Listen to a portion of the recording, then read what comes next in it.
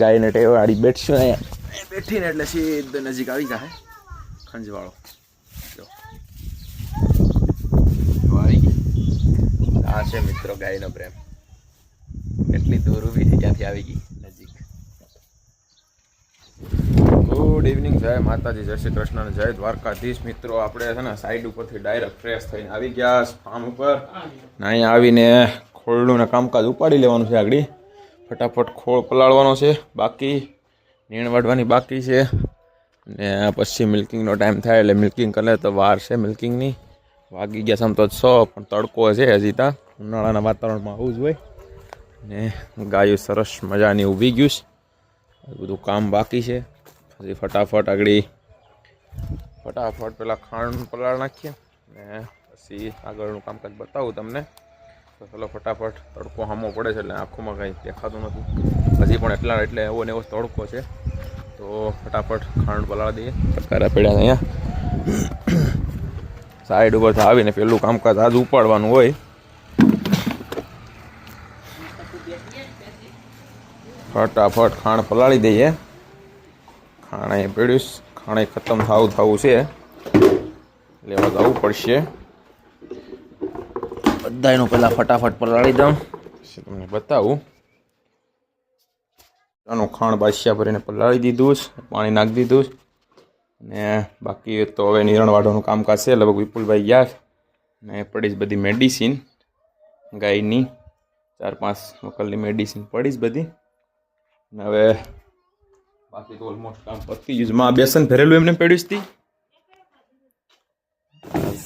ભરીને ગયો હતો હું સવારમાં બધા બેસનનું એક બેસન આ પડ્યું ભરેલું ગાયે ખાધું નથી સરતી છું બપોર સુધી તો નીણ ખાધી નહીં એવું કહીશ મમ્મી બાકી તો ધરાઈ ગયેલું છે ફૂલ નીણ નથી ખાધી પણ ભલે પ્રોબ્લેમ નથી કાંઈ કે ચરેલું હોય એટલે લીલું ખડ ને બધું એટલે ખાઈ નહીં બધી ગમેણુંને ભર્યું છે બધું સુધારવું પડે એમ છે ગમેણું થોડું વ્યવસ્થિત અને ભાઈ જીસીબીની વાટે છે 2-3 દિવસ આ ખાતરનો ઢગલો છે મોટો ખાડો કરીને નાખવાનું છે પણ જીસીબીવાળા ભાઈ એવું કહીશ કે ડ્રાઈવર ફ્રી નથી તો ડ્રાઈવર ફ્રી થાય એટલે આવી જાઉં એમ કહીશ હવે કાલ કરું પાછા ફોન મારશું આવી જાય તો વહેલા સારું આપણું કામ પહેલાં થઈ જાય બાકી ઘાસમાં ને વિપુલભાઈ ઘાસ પાટે લાગે તડકો થઈ ગયો આમ તો સાંજ પડી ગઈ પણ તડકો હજી એવો ને એવો જ છે ને આપણું ઘાસ આગળ તમને બતાવ્યું હતું ઓલમોસ્ટ અહીં સુધી કટિંગ થઈ ગયું છે ફરીથી નવું ગ્રો પણ થઈ ગયું છે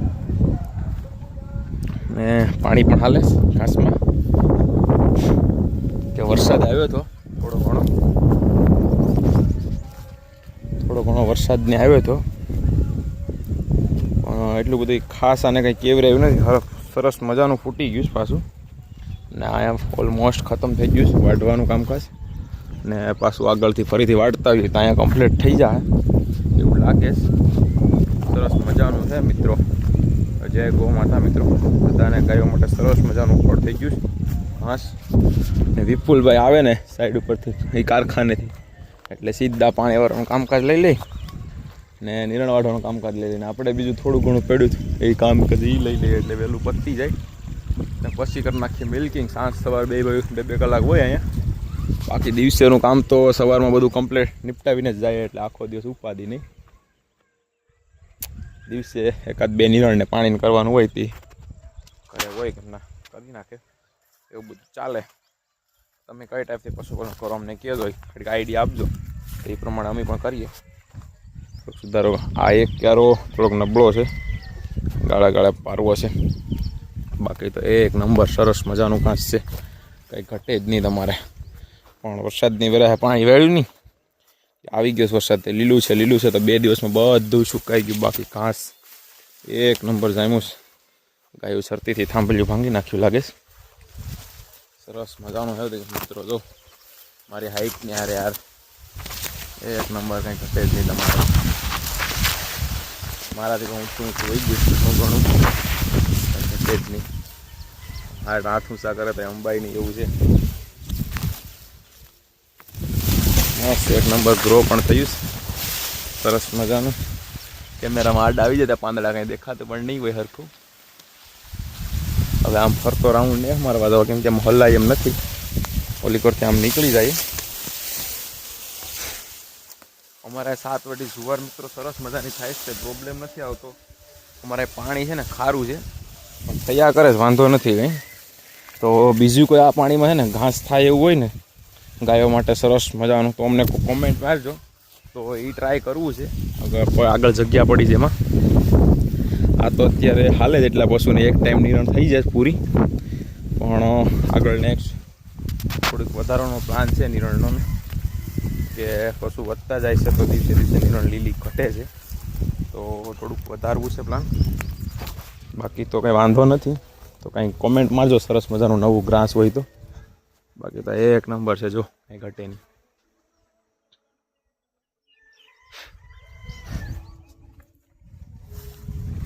બાજુમાં પણ છે અહીંયા અમારા બાપાના ખેતરમાં, એ લોકોને પણ ગ્રાસ છે આવડવા.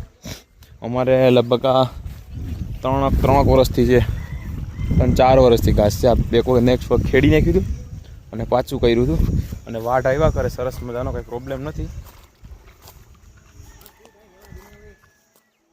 જો વિપુલભાઈ નિરણ વાટતા જઈશ ને કંઈક ભાઈનો ફોન આવ્યો લાગે, મહેશભાઈનો વાત કરે છે. જો ફોનમાં આંગળી કાપી નહીં નાખતા ભાઈ. અને આ છે ને અમારે બુલેટ ઘાસ દર વર્ષે જાવું દગો દઈ જાય, આ રીતના થઈ જશે દર વખતે. ઉકાઈ જાય આ રીતના દર વખતે. બસ ઉનાળો આવે ને આખરમાં એન્ડ, તો ખારા પાણીના કારણે બુલેટ ઘાસ બધું સુપર નેપિયર બધા કહીશ, આપણે બુલેટ ઘાસ કહીએ પણ સુપર નેપિયર જ છે હકીકત. આનું હાસું નામ બધા સુપર નેપિયર જ કહ્યું. તો આ છે ને દર વખતે બળી જાય, જો આ ટાઈપનું છે કંઈ, એટલે સુપર નેપિયર જ છે. આ કોક થળિયા રહી જાય, બાકીનું બધું દાઝી ગયું આખું. નકર જો આટલું હોય ને તો એક નિરણ મહિનો દિવસ સતત ચાલ્યા રાખે, એટલા મસ્ત થૂંબા થાય આના.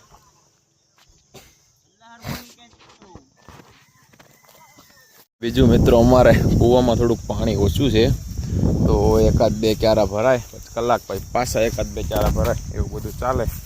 તો ફટાફટ બંધ કરી દઈએ, પાણી પૂરું થઈ ગયું છે. તો બેસનમાં બેહી ગયા રમેશ ઘેરથી વર્ષાબેન પાસે વ્યાહ થયા કે મારે આવું જ વાળીએ લોઠાઈને. તો કિંજલ ને હાર્દિકને છે બધા રમે, અને દરવાજાના કંઈક તંજ્યા કરે. ગામડાનો દેશી દરવાજો મિત્રો એકદમ પરફેક્ટ હો, વેડિંગવાળા ન બનાવે ને એવો દેશી સ્ટાઇલમાં બનાવે. કેમ કે આપણે થોડુંક આનું ચેન્જિંગ કરવાનું છે બધું, એટલે કંઈ વેલ્ડિંગ મારીને દરવાજો ખોટો વેસ્ટેજ જાય એમ છે, એટલે ખર્ચો નહીં કરતા. બાકી તો થોડુંક અમથો હરખોથી બનાવી નાખે, એટલે ત્યાં ચાલ ચલાવ ખાલી કર્યો છે, એવી રીતના એડજસ્ટ કરીએ. કેમ કે આ બધું ચેન્જિંગ કરવાનું છે, થોડુંક આમ વ્યવસ્થિત એડજસ્ટ કરવાનું છે. નિરણ થોડીક વધારે માં એવું ફેરફાર કરવાનું છે, આટો અત્યારે કરશો નથી કંઈ કરવાનો, આમને માલવા દેવાનું છે થોડોક સમય, પછી જોઈએ આગળ શું કરવું. જેમ જેમ બજેટ થાય થોડો ખર્ચો કરતા જાય, અને આગળ જોયું જઈશ. બાકી ગાયું સરસ મજાની બધાડી ગાયને ટેવાડી બેઠશું અહીંયા બેઠીને એટલે સીધો નજીક આવી જાય ખંજવાળો. આવી ગઈ. આ છે મિત્રો ગાયનો પ્રેમ, કેટલી દૂર ઊભી થઈ ત્યાંથી આવી ગઈ નજીક. પછી તા બેઠીશ કૃષ્ણા, આભા તો આવી ગઈશ નજીક. ગાડી આ પણ આવી જાય. કૃષ્ણએ કહો મને ખંજવાળે કે મને ખંજવાળ, કેમ કે આપણે દિવસમાં 1-1.5 કલાક આવતા હોય, પણ ગાયનો પ્રેમ છે ને એવો જ ભાઈ. જય ગૌ માતા બધીને. હરે કૃષ્ણ. એક બેઠી હતી ને એ પણ ઊભી થઈ ગઈ, એ પણ આગળ આમની હાલી આવીએ મને ખંજવાળ. ગાયનું સરસ મજાનું વાસરું અમે બેસ.